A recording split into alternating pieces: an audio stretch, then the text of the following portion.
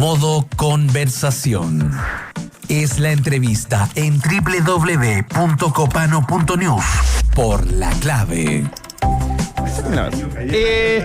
Estamos en vivo en la mañana de Radio La Clave. Volvemos a un tema del momento.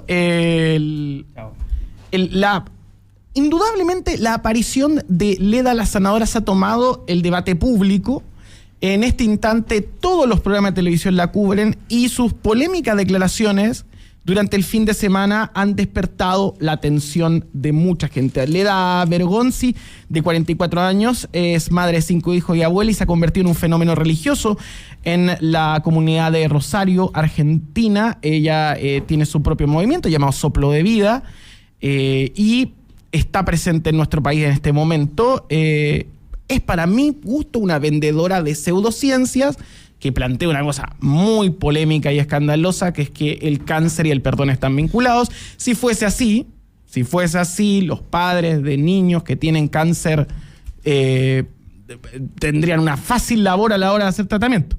Para poder entender estos fenómenos nos encontramos con el profesor Alex Ibarra, quien tiene notorios estudios, doctorado y otro en filosofía, teología en la Universidad Católica del Maule, la Pontificia Universidad Católica de Chile. Para mí es un placer tenerlo, además de podcaster de A Patrimonio Vivo. ¿Cómo está? Profesor, buenos días. Buenos días, profesor. Hola, muy buenos días, gracias por la invitación. Primero entender, profe, cuál es el camino que han tomado estos fenómenos en nuestro país. ¿Por qué? ¿Por qué la teología dice, sí, Leda la Sanadora puede venir al templo votivo de Maipú a hablarle a su feligresía y no otros vendedores, a mi parecer, de pseudociencia? Sí, eso es un fenómeno interesante en el sentido de que, la tradición de los milagros, la tradición de la sanación ha estado presente en todas las culturas y en todas las religiones. Hay un libro de George Fraser, que es La Rama Dorada, donde habla del fenómeno de la magia y la religión. Es un texto clásico. Pero él ve el análisis a estas religiones, al concepto de la magia como es evolucionista. Entonces él dice aquí hay que ponerle razón a estas concepciones de la religiosidad. Y curiosamente, un filósofo importante del siglo XX, Wittgenstein, critica a Fraser y dice, esta racionalización de la fe como que nos termina el misterio que puede entregar la fe. Entonces ahí hay una discrepancia de Wittgenstein, pero si uno va a las religiones más conocidas, a los monoteísmos, el judaísmo reconoce la práctica de los milagros y tiene conmemoraciones a los grandes milagros que ellos pueden testificar con su fe. El islamismo, lo mismo. En el Corán hay batallas donde el profeta, ¿cierto?, por el poder de Dios, enfrenta a los grandes ejércitos y logra imponerse el poder de Dios. Después, en la tradición cristiana están los milagros de Jesús. Habitualmente se dice que el primer milagro es cuando se convierte el agua en vino, pero hay discrepancias y otros evangelistas colocan otros milagros. Pero hay una tradición religiosa que reconoce el milagro. Es parte del PAC, digamos. Exacto. Y la Iglesia Católica institucionalizó los de los milagros. Todo lo que es la historia de la santología, por ejemplo. Santos se les reconocen estas habilidades milagrosas, generalmente no como interviniendos, sino que posteriores. Tenemos santos en Chile, ¿no?, que han sido canonizados en nuestra cultura. En nuestro pueblo originario, el poder que tiene una machi, por ejemplo, para la sanación, ya son cuestiones que están presentes culturalmente, tanto en las tradiciones religiosas impuestas por la aculturación o también por los pueblos originarios. Una pregunta, ¿y qué pasa en las religiones orientales, por ejemplo, budismo, taoísmo? Ahí también hay magia, ¿no? Hay magia, pero hay un concepto que hoy día trabajamos más y que tiene que ver con esa sanación que no da otro, sino que da la autosanación, que es un concepto que que hoy día se aplica un poco en los coaching, ¿no? En elementos que adquieren esta cultura más occidental y que tienen que ver con una sanación propia, más individual, no otro que interviene, sino que soy yo el que me autosano. También está esa práctica, ¿no? En el caso del cristianismo, que es lo más común, después de Cristo los apóstoles siguieron haciendo milagros, ¿ya? Y la iglesia, digamos, institucionaliza esto con los santos. En la práctica protestante, sobre todo en el pentecostalismo, que es más popular, hay mucho poder de sanación en esas tradiciones y prácticas religiosas, ¿no? Pero no hacia la Iglesia Católica, por eso nos llama tanto la atención esta llegada. O sea, esto es nuevo. Ese es el punto. Hemos tenido personajes así. Sí, obvio. En los últimos años, como Leda la sanadora, porque además ella es muy joven y lleva muy poco tiempo haciendo estas labores. En el cristianismo protestante, pentecostal, es mucho más común. Muy común, Sí. por ejemplo, Gille Ávila, que vino en los 70 y que juntaba 45.000 personas, ¿no? Estuvo en el Parque O'Higgins, en Santiago. En el caso de la Iglesia Católica, como lo tenía institucionalizado, esa figura es distinta, porque ahora aparece alguien que no es de los santos, Claro. sino que es una sanadora. Es curioso. Y una mujer este hecho. para Pero la Iglesia O sea, estamos frente a algo distinto. Pero esto es una jugada política entonces de la Iglesia Católica, para que claramente en Chile ha retrocedido poder de manera espantosa, entonces está en cierto sentido recurriendo a las prácticas pentecostales, o eso es lo que está ocurriendo, o lo estoy simplificando demasiado. No, yo creo que puede ser. Hay un asunto. Ustedes hace un rato hablaban en el programa sobre cómo manejarse con los medios y cómo las instituciones tienen que manejarse con los medios, y del populismo precisamente. En el caso de la Iglesia, sin duda, como señalas tú, de la Iglesia Católica Romana, hay que hacer unas nuevas prácticas en torno a sus modos de comunicación. Y uno podría hacer un análisis agudo en torno a esa perspectiva, pero también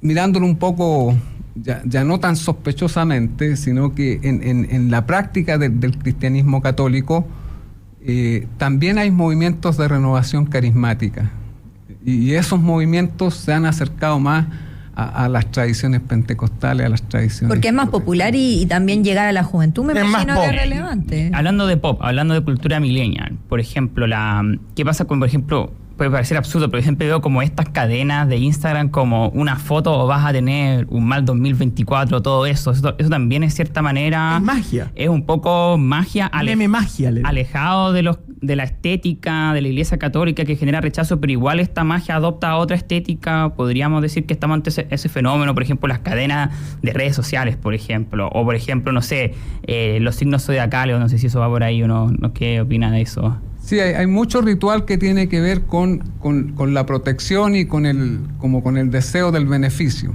¿Ya? Se recordarán en nuestros hogares la cruz de Palki amarrada con lana roja, Sí. que era un símbolo de protección a la entrada de las Total. casas. O tener en el jardín una ruda.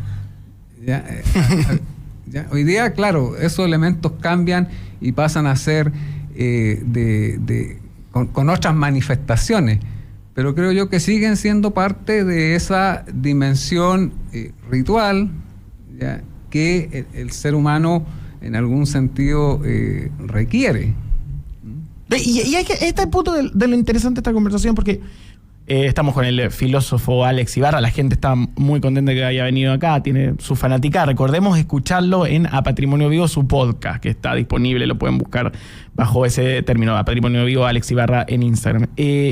Yo desde ahí, profesor, quiero preguntarle ¿por qué el ser humano trata de buscar estas esperanzas en torno a su estudio de filosofía y teología?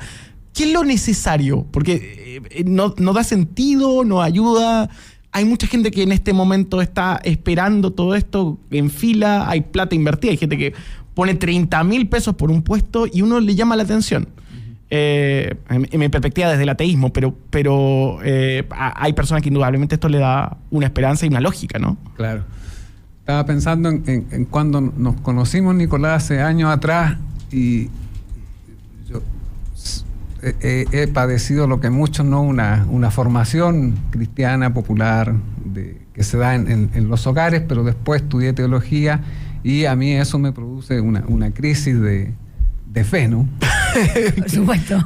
Claro, interesante. Entonces, en esa crisis de fe y junto con la filosofía, en lo personal empiezo a tomar posiciones más materialistas y más racionalistas que sin duda se enfrentan a las concepciones mágicas, a las concepciones religiosas.